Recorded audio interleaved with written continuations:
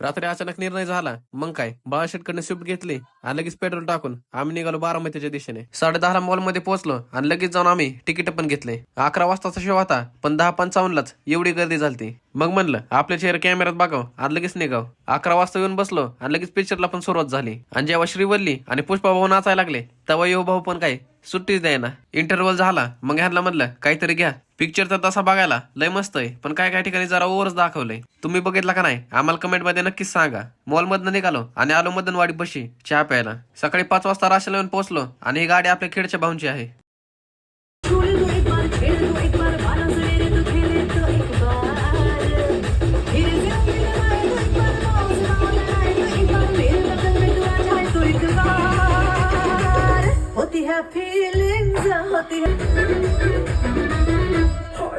चटनी पीसते तुझे देख कर